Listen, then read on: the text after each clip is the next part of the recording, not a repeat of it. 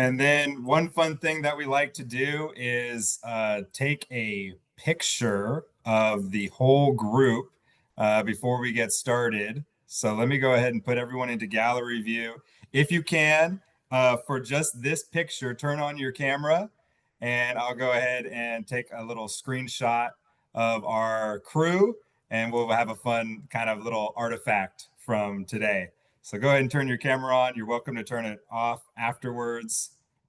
All right, everyone's looking good. Thank you very much. So one, two, wait, one, two, three. All right, got it. Looks good. Thank you, everyone. Appreciate it. So you can keep your cameras on, turn them off at your pleasure, whatever one you choose. All right, so today we're assembled. The Career Center is hosting this panel discussion with three esteemed and accomplished guests who I'll introduce in a minute. But this is a very well-timed discussion. We know that there's a lot of changes in the job market. It's highly competitive. And so we are here to answer your questions, all of you that are in the room with us today, as well as get some good insights and tips from those that do this work day in and day out, sourcing candidates, interviewing candidates, and matching them to the right roles. So let me go ahead and introduce our panelists. Our first panelist is Megan Klassen, and Megan is a senior technical recruiter of AI and machine learning at LinkedIn. She graduated from Santa Clara in 2016, go Broncos, and in addition to LinkedIn has worked at Atlassian and Snap.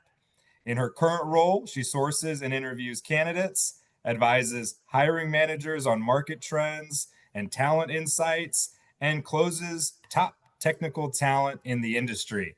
And fun fact, she has an Australian Labradoodle. Welcome, Megan. All right, our next panelist is Markale Jones. Markale is a talent recruiter for multiple departments at Shockwave Medical, which was recently acquired by Johnson & Johnson. He also graduated from Santa Clara in 2009 and began his recruiting journey in 2010 at one of the largest IT staffing companies in the industry. In addition to Shockwave Medical, he's worked at Hortonworks, ServiceNow, and a startup called Point Digital Finance. And another fun Dougie fact, he has a border collie. So welcome, Markale. Thank you for being here. And then our third panelist is Kayla Franklin. Kayla is an early career recruiting lead at Allstate, where we're all in good hands. Over the course of her career, she has led talent initiatives at major organizations, including Amazon and Allstate, supporting the recruitment of interns, new graduates, and apprentices across business, tech, and corporate functions. Kayla graduated from Arizona State University in 2019, which we won't hold against her. But we're glad to have you here. And Kayla, I don't know if you have a fun fact about a dog or a cat or a pet in your life, but if you do, feel free to unmute and let us know. I have two American Cocker Spaniels. All right, fantastic. We're a dog crew. I also have a dog, a terrier named Barley. Well, thank you all very much for being here. The conversation is going to just be asking you about your insights, advice for all of the students that are on the call. We also have alumni on the call. We also have people from outside of the Santa Clara University ecosystem, because this is a free and open to the public webinar. So we have students from other institutions, people from across the country and the world. Parents are probably in here, so all sorts of different folks. And to the audience, I'll say, go ahead and throw in the chat where you're from, how you're affiliated with Santa Clara. If you're not affiliated with Santa Clara, who are you affiliated with, company or school? We'd love to know. The panelists would love to know as well. So just as a brief intro, I gave the briefest of intros, but I'd like to go around and ask all of you, tell us a little bit about your career journey thus far and how you got into the field of recruitment. Megan, we'll start with you, then Markale, and then Kayla. Yeah, I'd love to. Hi, everybody. Thanks for joining this. As Dylan said, I graduated in 2016 from Santa Clara, not really knowing what I wanted to do with my career. Recruitment, I started at a recruiting agency, which, if any of you are interviewing for agency, it's a great experience. They kick your butt there and you really learn how to grind. So I would recommend it. Um, then from there, I transitioned straight to LinkedIn from about 7 months in agency after I kind of learned the ropes. I went straight into technical AI machine learning in my first role, which is, I love it. Um, but I kind of just fell into recruiting from day one. So if you have any questions on falling into recruiting and starting at an agency, I'm happy to answer. Fantastic. Thank you, Megan. And I have heard those agencies are tough work. They really put you through the grind, but I'm sure that makes every job you have afterwards, a little bit easier in comparison. Maybe. I don't know. Thank you, Megan. Markale, tell us a little bit about your journey and how you got into recruiting. Yeah, absolutely. Thank you guys. Thanks for having me. Similar to Megan, I was recruited into recruiting. I had no idea what this industry was when I graduated, and I'm thankful that it found me. Um, Similarly, I started out on the agency side. I was there for 4 years. Did really well there and found a lot of success, and wanted to transition into an internal role. So went to a hot startup at the time, which was called Hortonworks. Did an IPO with them. Moved over to ServiceNow. I wanted to get a taste of larger corporate environment. Was there for a little while, and then went back to the startup world with Point. Helped build that and scale that up. And then now for the last couple of years, I've been at Shockwave Medical, and which is now, as of last year, part of Johnson& and Johnson. Fantastic. Thank you, Markale. So you've had quite a few different experiences, both now at kind of a part of a large global company to a startup with, a lot of rapid growth. So definitely be curious some of your insights as we go through this conversation.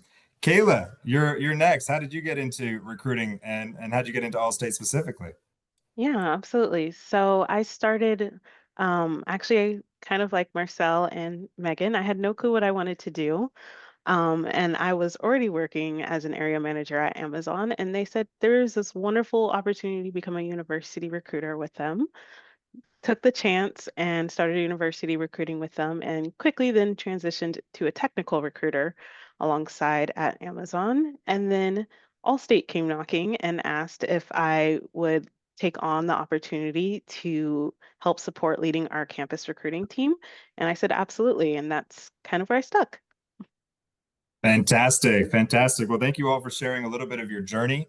I'm really excited for all the kind of different perspectives you'll bring to bear based on what you've experienced so far.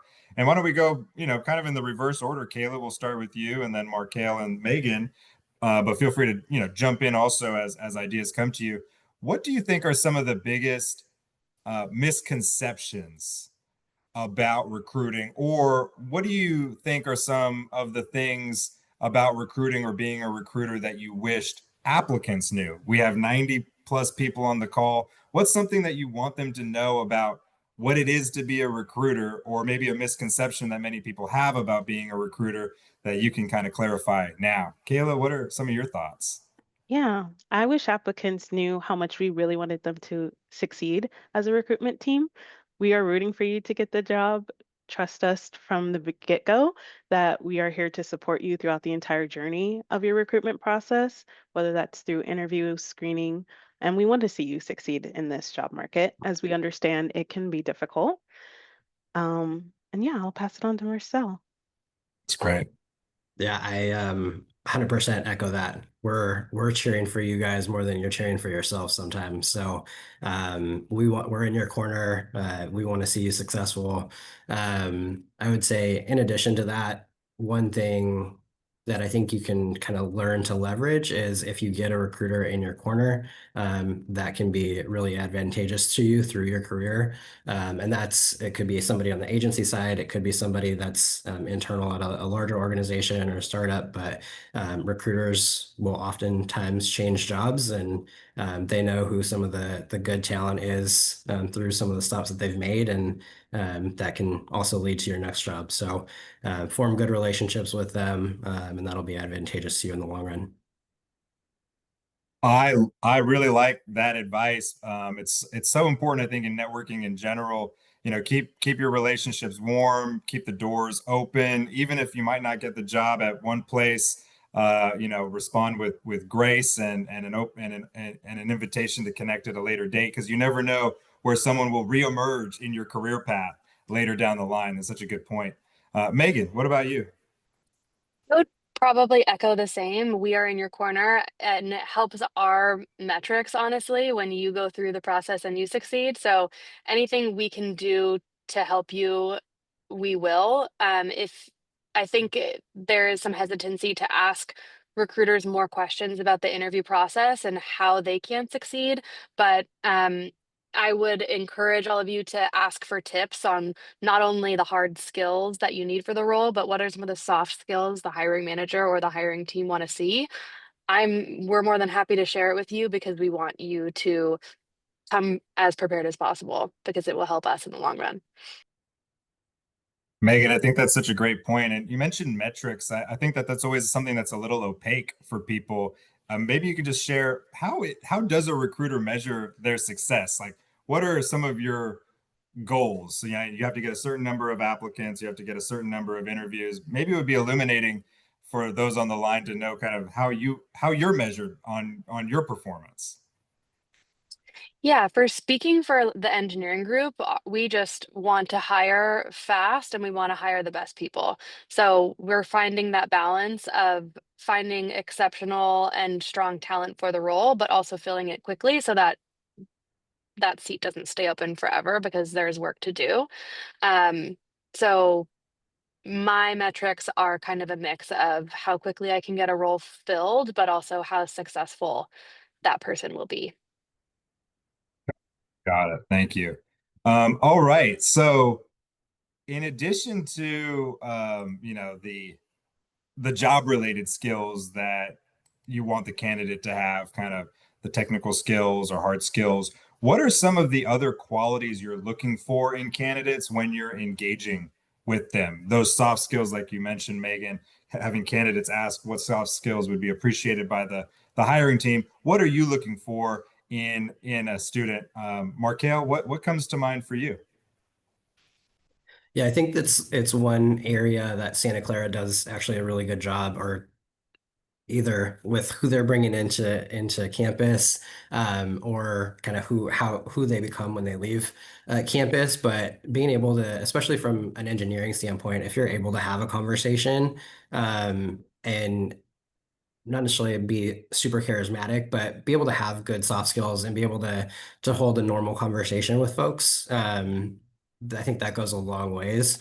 And there's a delicate balance there too. It's not necessarily just being overly chatty, but knowing when to keep things short and succinct, and then knowing when to elaborate on other things. And so I think Santa Clara does a really good job in terms of the talent that we put out into the workforce from that front. So definitely a big thing, but I think it also depends on the company culture, and every company culture is different, and there's different priorities through that. So some companies will put a bigger priority or bigger emphasis on technical skills as opposed to soft skills, and some of them it's the exact opposite. So it all kind of depends on who you're talking to, and kind of what you're looking for as a candidate.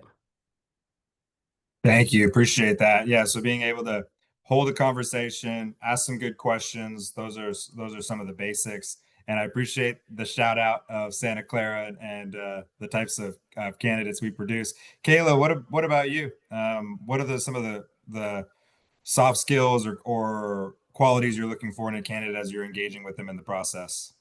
Yeah, some of the soft skills that we look for is adaptability, um, a willingness to want to try new things, whether that's curiosity, whether that is learning how to communicate as well with hiring leaders, learning how to communicate with your team members, and learning how to engage. Those are some of the soft skills that we definitely look forward to because that's going to be the soft skills that will propel you in your career. Oh, fantastic. Curiosity. I feel like I'm hearing that word more and more often as a thing that recruiters are looking for in candidates, asking questions, being curious. How do things work? How does the company work? That really stands out, I think, to a lot of people. So I'm glad that you mentioned that, Kayla.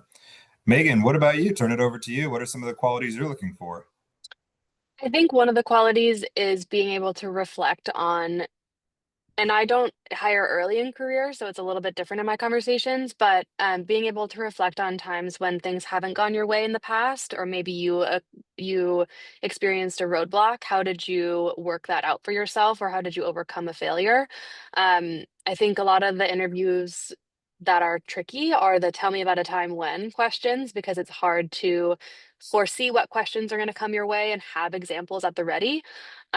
So not only when you prep for interviews, thinking about positive times where you've made impact, but also times where you have struggled and how you overcame that, because it gives really good insight into um, how you can take on challenges and your ability to grow and learn through things. I love that piece of advice. It kind of reminds me of the question, what are your greatest strengths? What are your greatest weaknesses? And when you're answering that weakness question, it's not that you're just telling them a weakness, but you're telling them, hey, here's something I've identified that I can improve upon, and here's how I've been taking steps to improve upon that. So it's kind of the same, hey, this didn't work out, but here's what I learned from that experience. Same question, but in the opposite direction. Red flags, something where you're like, in that first conversation, you see this and you go, nah, I don't think this is going to work. I don't think this is going to be a good fit. Are there any kind of consistent red flags that tend to show up that we could tell students and alumni about now so that they're aware of them? I can jump in. I think one of a red flag is when someone doesn't have the ability to give a concise answer. If they Mm, are all over the place with their answers and not organized or structured, that can be a red flag for me from the experienced lens. yeah. I would say it's not necessarily a red flag, but something that is going to get questioned every single time is if you're jumping from job to job. Um, there's going to be questions on why you're not sticking around for more than a year, more than 2 years, and why you've had 4 jobs in the last 5 years. And sometimes there's good reasons for all of that. And sometimes it'll be viewed as kind of chasing a paycheck or whatever the situation may be. So if you do move around, it's not necessarily 100% a bad thing, but there's going to be questions around that. So be cognizant of that. I really like that, Markel. And it reminds me of, if you do have a lot of different jobs in a short amount of time, really creating your narrative about how each of those experiences connected or what the through line was, rather than presenting them as a disjointed series of experiences, I think can kind of help assuage that when explaining that to a recruiter. Does that resonate with you? Yeah. Yeah, it could be a number of things. Like you could be working contract jobs and it's, hey, somebody's on maternity leave and we need somebody to come in and backfill this person for 3 months. Or, hey, it's a short term, it was just like a big project that needed to get done and we needed extra help to do it. It could be something where a company was acquired and the acquiring company ended up laying off a duplicative role. So there's a lot of different reasons for that, but and if there is a good reason, it's totally fine. But just be prepared for those. Oh, definitely. Kayla, what about you? Any red flags that you've come to see consistently?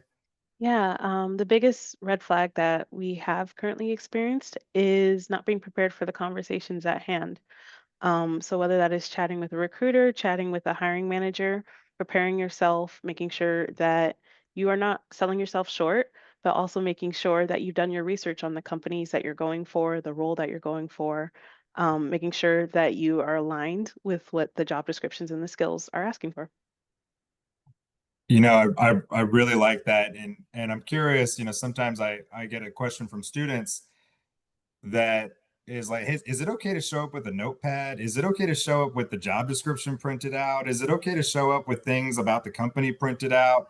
And my opinion is always, yeah, have a bring a little padfolio with all that stuff in there. So it physically shows that you've done your research if it's an in-person interview, but also that, you can reference it throughout the discussion because as you're preparing, it's always a lot of information to intake. And I say it's okay to have some of that stuff in front of you while you're having that discussion. It just makes you a little bit more prepared. Do you agree with that, Kayla? Absolutely. I believe that if you have any research, sometimes you're allowed to take notes during interviews as well. So making sure that you have that information ready and on hand is always a good plus. Fantastic. All right. So, one of the things everyone is always curious about with interviewing and engaging with the recruiter is what's follow-up like? What's an appropriate amount of time after an interview or after we've been contacted by a recruiter to follow up with you and ask for a status update? So let's say we've just completed an interview. We haven't heard back for a while. Should we reach back out to you? Should we know that we're in good hands and that you're going to reach out to us when the time is right? What's kind of your preferred engagement with recruiters as they go through the process? Should they be initiating contact with you or waiting for you to initiate contact with them? I can go ahead and answer that. So starting with following up with the recruiter, it's always best to follow up with the recruiter or a hiring manager. But we're also going to follow up with you. You're on our list of people we need to contact throughout our time with working. So a follow-up email does not hurt your chances at all. Fantastic. Megan?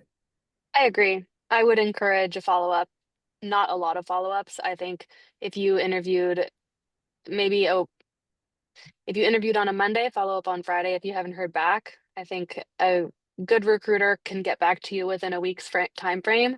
But then after that first reach out, if you don't hear back, I would say maybe another week. Great. Markel, you got similar Mhm. or different Yeah, take? I would echo that. Yeah, but I think a week is a good time frame. Sometimes we're having trouble tracking down feedback or something like that, so that could cause a delay. But we're gonna try to get back to everybody as quickly as we can. Fantastic. So we hear a lot of questions and concerns, and kind of it feels like a black box, the applicant tracking system, the ATS. So, an applicant applies, they don't quite know where it goes. They know it hasn't gone into anyone's inbox, it's gone into some kind of software platform. And then there's also talk about, how do you beat the ATS? How do you make sure that your resume doesn't get automatically rejected or that it shows up at the top? Can you share a little bit about how each of your companies use applicant tracking systems, which system you use if you're comfortable sharing that, and kind of what's the balance between does a human review each application? Does the system review each application? Both? Maybe we can start with you, Megan, at LinkedIn. Tell us a little bit about your process with applicant tracking systems. Yeah, so we go through all applicants manually. Um, we get thousands upon thousands of applicants, so we do not get to them all. So the earlier you can apply, I feel like is the best because that's when the majority of our sourcing through applicants gets done is earlier on in the process before we build that pipeline. My biggest piece of advice is to find someone at that company that you know that went to Santa Clara even, that's a warm intro, and ask them to refer you to the specific position. I would not ping someone you barely know from Santa Clara and say, "Hey, are there any roles at your company that I would fit for?" I would be very targeted. But I can say that anyone in your network would be happy to refer you to a role. It's not going to hurt them to refer you. So any warm intro you can get and any referral specifically is going to put your resume in front of the eyes of a recruiter, at least at LinkedIn. Yeah, thank you, Megan. Reinforcing some of that career center advice we give students, networking, networking, networking, leveraging the power of the Santa Clara network. If you're not from Santa Clara, you're not a student or an alum from Santa Clara, leveraging your alma mater's alumni network, friends of friends. One of the things I say is when you're starting your job search, tell everyone you know, because you never know who's going to know who and kind of what a second degree or third degree connection might lead to, or who might know who at a certain company. So I really like that advice, Megan. Find someone that you know and try and get that warm introduction. Markel, what about you and how Shockwave Medical or maybe other companies that you've worked at use ATS systems? Yeah, similar to Megan, I review every application that comes in. So we don't rely on an AI tool to do that for us. Different companies leverage different platforms that have different features and functionality. And so could you apply to a role where you might not be the first level of screening might not be a actual human. Definitely, that's definitely possible. But similarly to Megan, I think if you can get referred in and kind of get your name to the top of that stack, especially at some of these larger organizations where there's a ton of inbound volume, that will help kind of get you to the top of that list to at least get reviewed. So I think that's great advice. There's like we use a tool that essentially kind of ranks candidate or ranks applicants based on keywords and resumes and that sort of thing. And it's not a fail safe. And we've hired a lot of people that they don't necessarily rank as A candidates, but I think to kind of set yourself up for success as some more of these either AI or algorithmic tools get put in place, just make sure that you're being cognizant of, hey, what am I applying to? What are some of the core skills that this role needs or wants, and what do I have that matches up with that or that aligns with that, and making sure that that's reflected in your resume. So I think those are two of the bigger ways to make sure that you're getting to the top of that list. Fantastic. Thank you. Kayla. And following up with Markel, there's no real way to beat the ATS system similar to Markel and Megan. We review every applicant that reaches our inbox. And Megan had previously stated applying and getting in early is going to be your best chances at getting through and having your resume reviewed and moving on to the next stages. I feel like that's so encouraging for me to hear because when we think about beating the ATS, it can seem so mysterious, so opaque. Like I mentioned, that black box. But all three of you have shared at companies of considerable size that receive a lot of applications. You're still manually reviewing each one, and I think that's good for applicants to know. But I'm curious, there is this kind of phenomenon sometimes where students have reported applying to a job but getting a rejection notice within a day. Are there certain questions that are part of the application that if you don't meet certain criteria, will filter an applicant out? And how can students be aware of what those questions are? Or what are some of your thoughts there? Is that a process that any of your companies use, like a knockout question, if I've heard it described as, Kayla? Yeah, we've definitely have pre-qualifying questions, and those would be an opportunity for you to get automatically disqualified. Most pre-qualifying questions would entail like, do you have the 2 years of experience? If you're answering no for a role particular, that might be a reason for getting disqualified, or questions around sponsorship also being reasons of why you may get disqualified immediately. Got it. Um, so far, I think a lot of the conversation is, a candidate applying and you reviewing. But I also know that a big part of the job of a recruiter is to source and to find candidates. And so I'm curious, when students are putting together their LinkedIn profile, or they're putting together their handshake profile, or they're trying to make a presence on Instagram, or the many different ways a candidate might try to get noticed. How do each of you source candidates proactively, find people that may not yet have applied, but you would like them to apply? What's your process there, and kind of what do you look for? What tools do you use? Whoever would like to go first. I can jump in just because I love LinkedIn.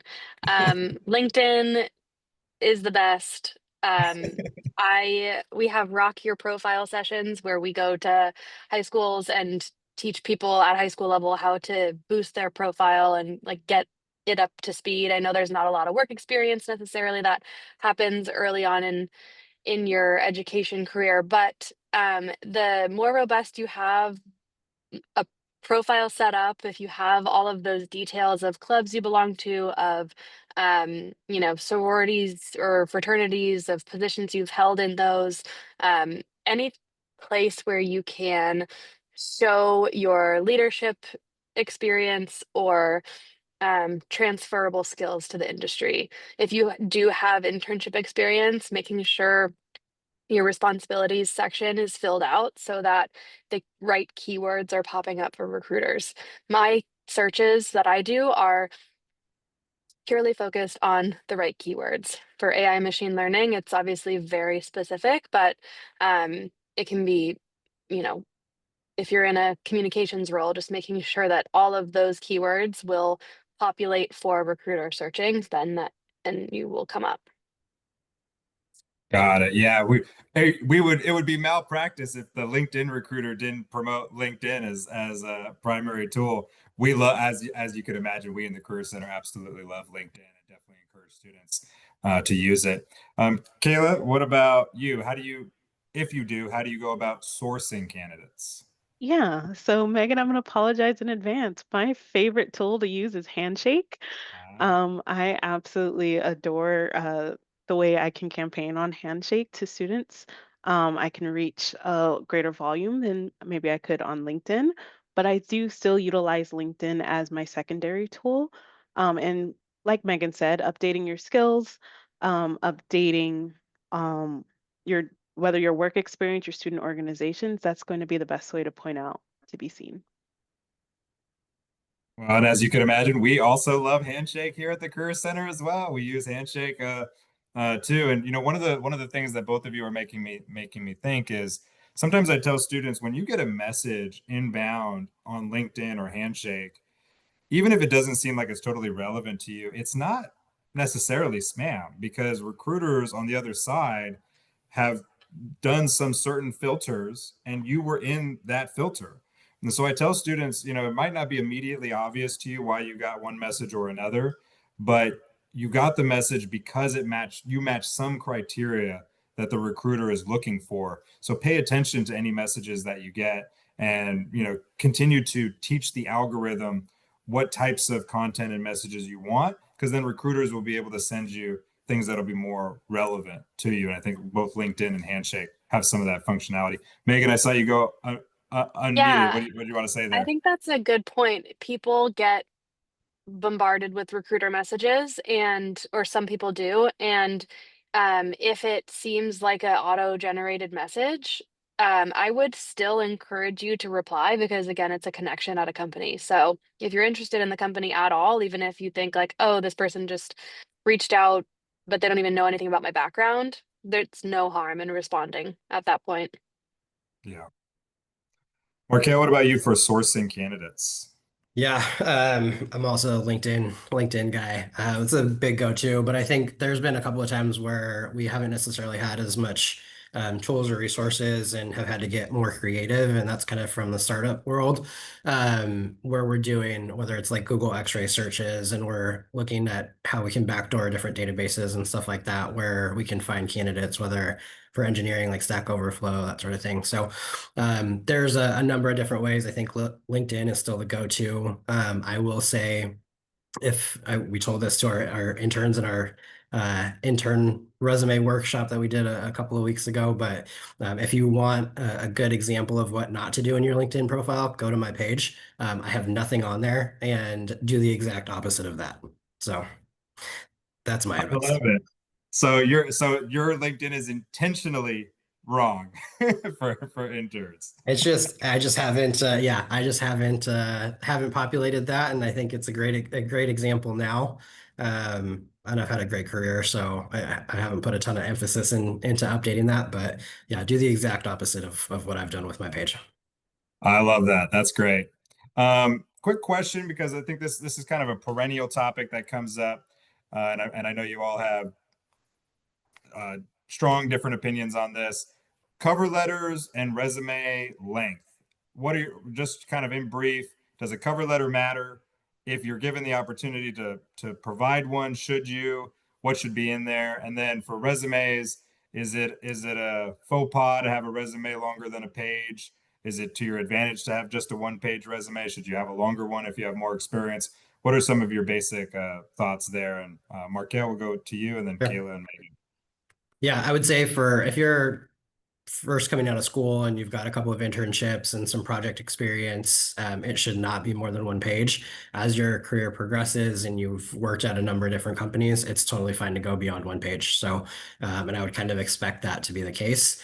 Um, there's just a lot when you have 10 years of experience or 15 years of experience and you're trying to consolidate that into one page that is not being captured on there. And going back to the whole beating the ATS thing, that's not the way to do that. So for early in career, I would say keep it to one page.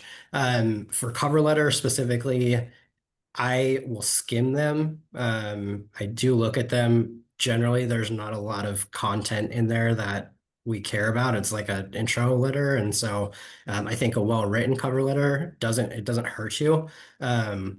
But I know a lot of folks, because of just from a volume perspective, like we don't have necessarily the time to read through every single one. So I will look at them and see if there's something relevant in there that's not on your resume. But I know that's not the case for a lot of recruiters. Thanks, Markel. And similar to Markel, I also believe cover letters are nice to have, but definitely will do not have the time to review every cover letter. I believe your resume is the most important thing as you're applying. And if you are early in career, I would say keep it to one page. And as you are moving throughout your journey and gaining more work experience, then that's generally when you should start adding in 2 pages. Nothing to add. I echo all of that. Got it. Got it. Let me ask one final question, and then you probably noticed we're getting a lot of good questions in the chat, so I definitely want to open it up to some of our attendees. But right now the job market, it feels tight.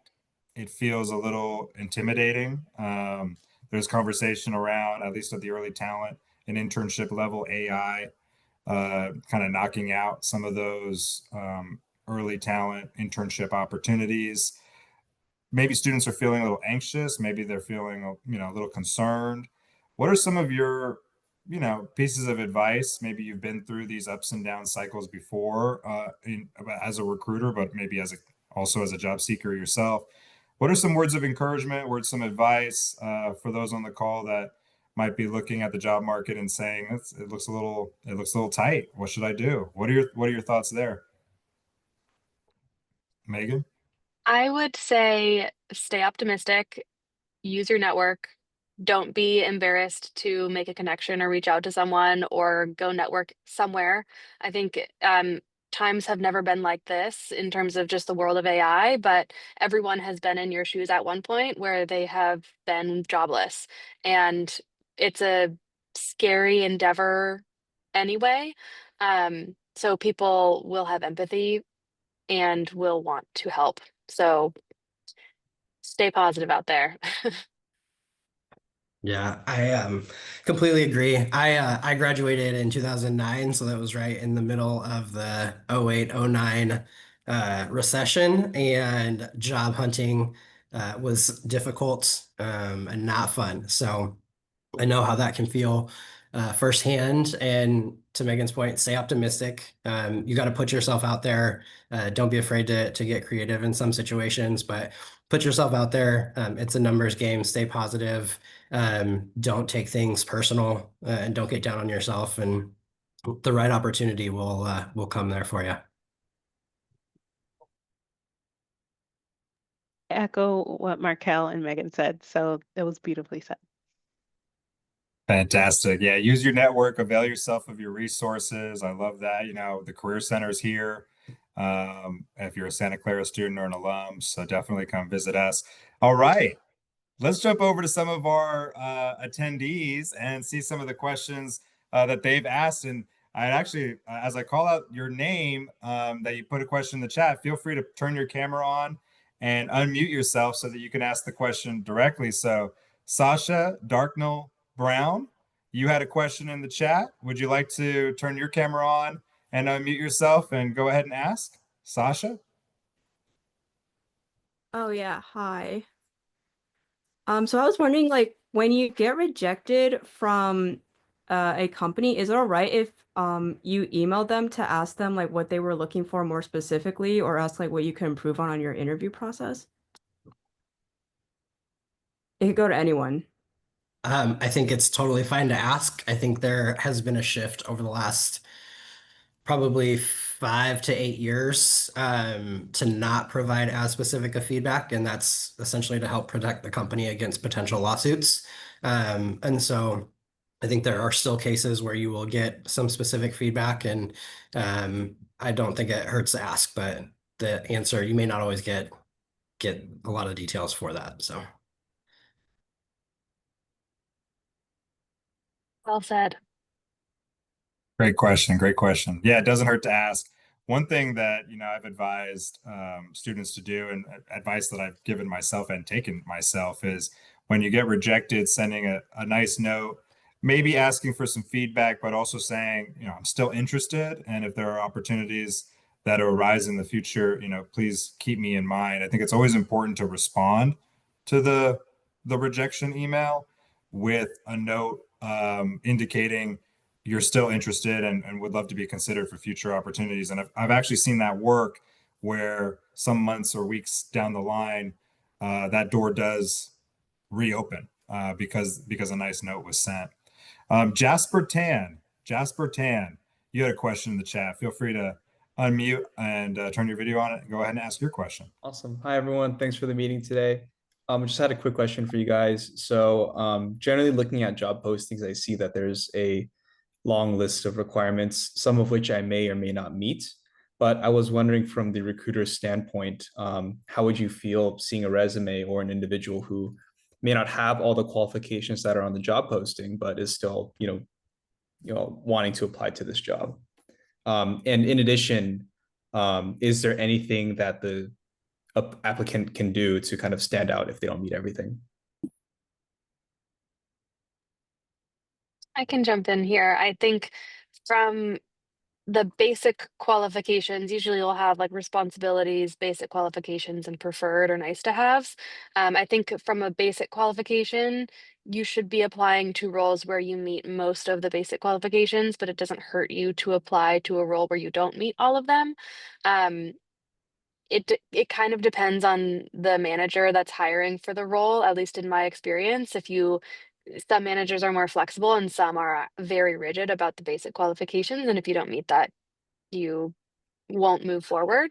But I wouldn't necessarily worried about the nice to haves. I think Markale said this earlier, make sure that you're submitting a resume that fits the job description. So if you're using a universal resume for all of the jobs you apply to with variance in those roles, it won't do you any good. I think tailoring your resume to the role you're applying to is going to be really important. Not faking anything on your profile or your resume, but just highlighting the things that are important for that role, and that will help you stand out. And you may not be able to identify from a job description what is kind of most important to a role and to a hiring manager when they're looking at candidates for that. So definitely it doesn't hurt to throw your hat in the ring, right? So and I would also say there was a study, I don't know, it was a few years ago, but I think people of color and women were more reserved in the jobs that they applied for. And so if you are in one of those demographics, also throw your hat in the ring if you don't necessarily meet all of those qualifications. So don't be afraid to apply. But to Megan's point, just make sure that you're tailoring your resume and doing what you can to help set yourself apart. And we don't necessarily expect everybody to meet every single one of those requirements, and there's going to be priorities, and it doesn't hurt to try. Yeah, I really like the advice that you're giving, and one of the things that we share with students is you're only as competitive as the talent pool. So in any given candidate pool, you could very well be the most qualified candidate, even if you don't meet all of the different criteria. So going ahead and putting your hat in the ring, if you will, even if you only meet, 60, 70, 80% of the requirements, because you don't know if the other people that have applied meet more or less than you do. So I always try to let students know that you don't really know who your competition is. So don't kind of self-select out, because you could very well be the most competitive candidate in any given pool. Jason Portalis. Jason Portalis, you have a question. Do you want to unmute yourself and turn your video on and go ahead and ask your question? Yes, I will. Forgive me if you have noise in the if I have noise in the back, just cooking some breakfast real quick. But scrolling up to my question. This is an open question. If unable to land an internship with the company that you're applying to, how valuable is it to the other or to companies or any future company that you will be applying to again, that you gain personal experience, such as like a personal project, or doing your own research, or just being a part of a research lab? I'm studying electrical engineering, if that helps you formulate a response, but if not, just trying to keep it open. Like, how valuable is that to you guys, or just to companies in general, that you think? Thanks, Jason. Yeah, Jason. So I've had the opportunity, as hire new grads, to have the opportunity to hire people that haven't had internship experience. Personal projects, I believe, are going to be the standout option if you do not have the opportunity to do an internship or even working in those research labs. Those will prove to be very helpful, especially if you're unable to kind of get that internship experience. Thank you. I appreciate that a lot. I agree. Similarly, for even experienced hiring, we do. If you don't, if you're in your PhD program and you haven't been a part of any internships over the summer or anything, we look for people that are like teachers' assistants or research assistants or anything that notes that you are involved in the community is going to set you apart over people that don't do anything at all. So. Okay. Thank you. I appreciate that again. All right. Well, it's all good. Thank you guys. And thank you for Thank you. hosting this meeting very early as well. Yeah, no, thank you for asking. Gabriella, you have a question.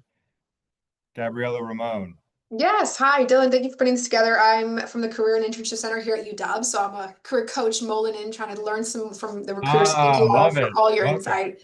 It's been super helpful. We're coaching, actually relevant to the question you just answered, for students or anybody who's applying and they're in that like 3 to 6 month application time frame. We're saying, encouraging them to develop using LinkedIn Learning, using those certifications, doing job simulations where they're creating projects. Are those impactful for recruiters when they see those experiences either on their LinkedIn, the certifications, and or their resumes? Do those stand out, or those other ways that they show value?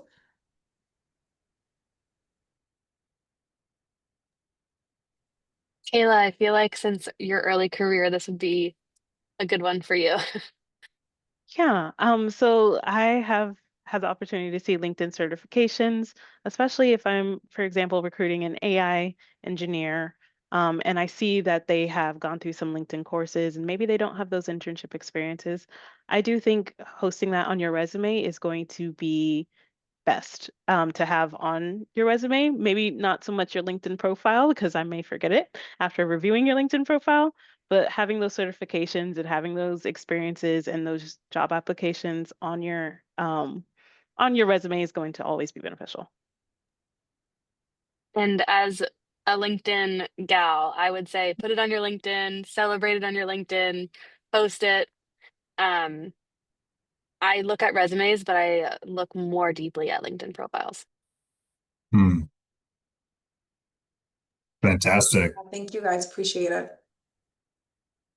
Yeah, we at Santa Clara, we have a guide to certifications and badges. So all the different companies that offer certifications like Google, Meta, Hootsuite, etc., but also some of those companies like Coursera, Forage, LinkedIn Learning that offer different credentials. And we encourage students to complete those. And I think they serve maybe two purposes. One is resume builder, have some things on your resume that can attract the attention of a recruiter, but also they're very useful for giving you the language.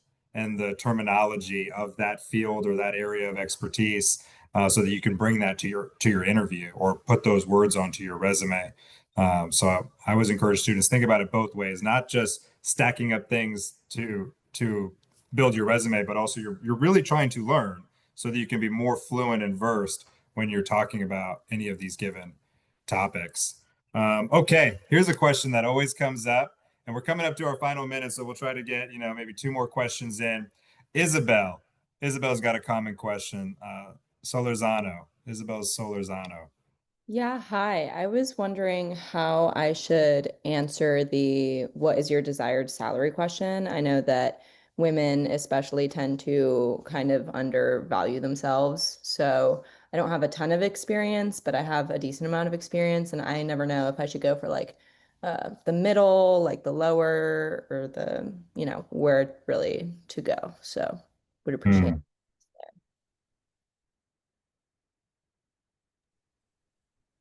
Think there's a number of different ways that you can look at how you approach that. I would say flip it back to the recruiter.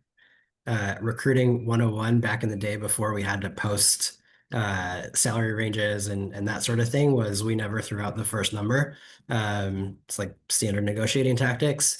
But now with all of the pay transparency policies and whatnot, flip it back to us and we'll give you a range. I'm very upfront with candidates that I talk to, and if you ask for something that's a little bit outside of that range, I'll be straight up and say, yeah, we can't do that. Or if there's a situation where we can, great.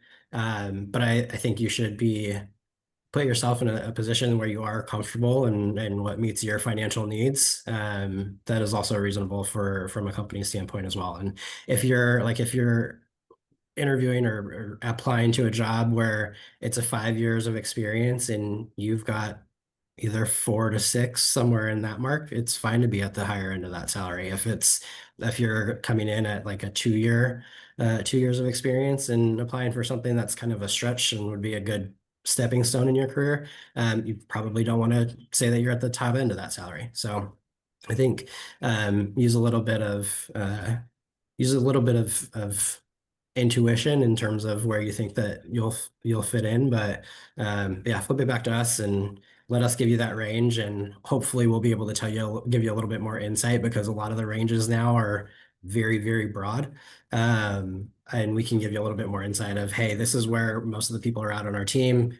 We're going to be in line with that. So yeah, maybe it says that we can pay up to 170K, but realistically, all of our team, the highest paid person on our team is 150. So if that's the case, you're probably not going to get 170. So ask us, and hopefully we'll give you a little bit more insight into what's a realistic number in that range.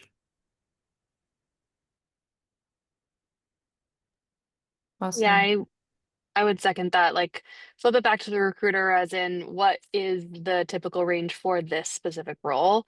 And if they hopefully they should give you some details. And if you don't really have a number in mind, that will at least give you a starting point, and you can reference that later on in the process when you actually start negotiating.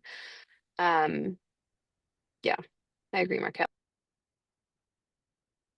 Good advice there on the salary negotiation, and thank you for the questions. So in our final couple of minutes, I wanted to give each of you an opportunity to share, for students who are interested in working at LinkedIn or Allstate or Shockwave Medical, where should they go? What's the best, pathway in, especially if they're a current student or a new grad, maybe internship opportunities or early career. Megan, I know you're a little bit more senior, but any kind of general good pointers for students looking to break into LinkedIn.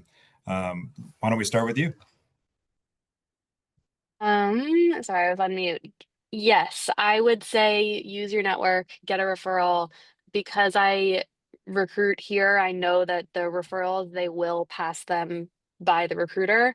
I get pings from Santa Clara students, both in my year and other years, that I refer to roles that might be a stretch for them, but I'm going to refer them anyway. I don't know the recruiters on that role, but I'll even ping the recruiters and ask to get it further in their eyes. So use your network. Um, there's the careers page and just keep monitoring that. I mean, use LinkedIn jobs, stay on LinkedIn, set your job alerts so you can get those roles at those companies when they first open. Thank you, Megan. Kayla, what about you? Students that are interested in Allstate, some pointers or where should they go? Yeah. Applying through our early careers website at Allstate Careers. Additional to that as well, internship and new grad season is right around the corner for us, and that begins on this first upcoming week in September. Fantastic. And Markel. Yeah, same thing. Go to the careers page. With J&J, we're so massive that it's a little bit difficult to navigate, but you should be able to search by Shockwave, and that will filter out the Shockwave specific roles. But from an internship perspective, generally our postings we try to get them up first thing in the year, so January to February timeframe, for our summer internship program. Things have changed a little bit in terms of kind of what that cadence and what that delivery looks like from our side, because we're going to start to kind of slide more in line with the J&J intern program. So TBD there, but I think put your LinkedIn alerts on, like Megan said, and monitor the career pages and for early in career roles. So after graduation, those kind of come up depending on headcount. We try to align with what the school years will look like, but that's not always the case. So put the alerts on and monitor the careers page, and good luck. And what a great way to end our session. Thank you, Megan, Kayla, Markel, for joining us and sharing some of your insights, wisdom, and advice. And really appreciate you. And to all of the attendees, this has been recorded and will be put up on our Santa Clara Career Center YouTube channel in the next couple of days. So you can find it there if you missed anything. Please join me in thanking our panelists. So you can put the thank you in the chat, or feel free to unmute yourself and say thank you. Put the clapping emoji, whatever you'd like to do. Thank you very much. Have a great one. Thank you. Thank you. Thank you. Have a great day. Take care. Thank you. Bye. Thank you. Thanks very much.